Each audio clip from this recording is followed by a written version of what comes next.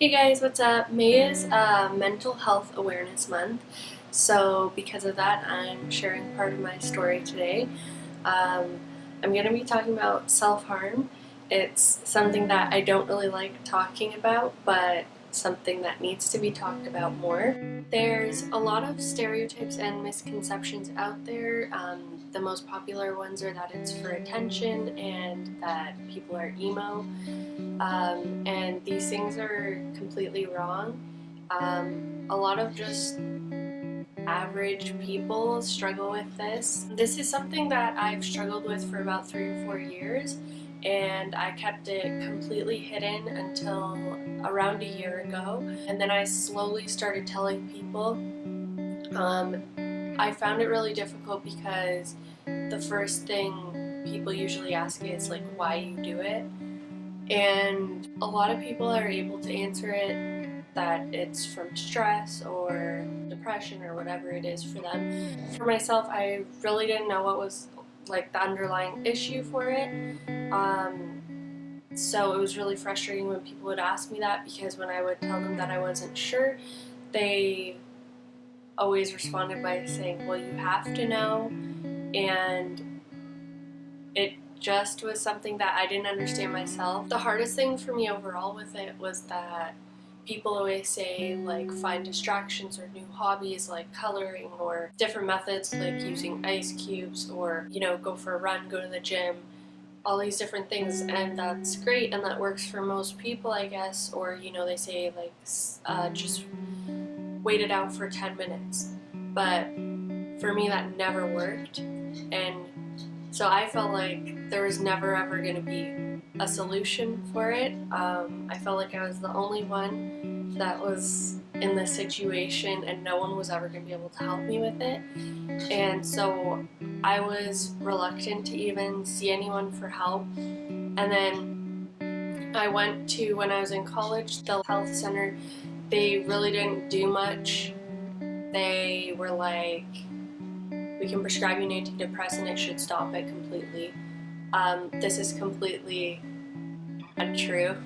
I don't think it's something that can be stopped solely by medication. And then I saw another therapist at one point, and she, when I told her what I was struggling with, said she dealt with this like subject before, and she didn't really seem to know what she was doing. And she was just very much like, oh, make a basket of things that you like to do as hobbies and distractions, and then try using those. And I said to her, like, I've tried that before, it's not gonna work. um, so I stopped seeing her. And then I finally found one. Well, Ryan's mom helped me find someone, and I've been seeing her for I think a year now. And she's really, really helped me to come to realize the underlying issues. And so now that I know some of the issues that are causing me to feel the need to self-harm, I'm able to find ways to get myself out of feeling the need to do that. So like one of the things that was causing a really bad vicious cycle for me was that every time I would self-harm, I would put it in my calendar, like write it down somewhere, and I would say, okay, I'm gonna make it a month without doing it. And then the next time I would say, okay, this time I have to make it 2 months. But this just caused a lot of stress and pressure, which then created more like urges. And so it was just a really vicious cycle. And so that's one thing that I learned that was making it a lot worse. So I don't keep track of it anymore. I'm doing way better now, although it's still a daily struggle. Things randomly will cause me to have urges, and I have to try and find, ways to deal with it. And sometimes I still don't know what's causing it, so I'm trying to figure it out using the things I've learned so far through talking to my therapist. But the reality of the situation is that sometimes I can't even shave because I can't have razors around me. And one thing that has really help me to stay safe is that Ryan and his family, they have made sure to ask me like how they can help me stay safe. And one of those things is that they make sure that they don't leave anything that could possibly be harmful or an object that I would use to hurt myself, including razors. So if I want to shave, I have to go and ask someone for a razor, and then they will know that I have it, and someone has to be around, and that's a system that we've put in place so that I can stay safe, because it can get very dangerous. Before I end this video, I just want to say another very important thing I think is that there needs to be a lot more awareness. There's a lot more mental health awareness right now, but self-harm is still not really, there's still not really a lot of awareness for that. And I think it's a huge problem, especially with shows like 13 Reasons Why right now. If you saw season 1, there was the suicide scene.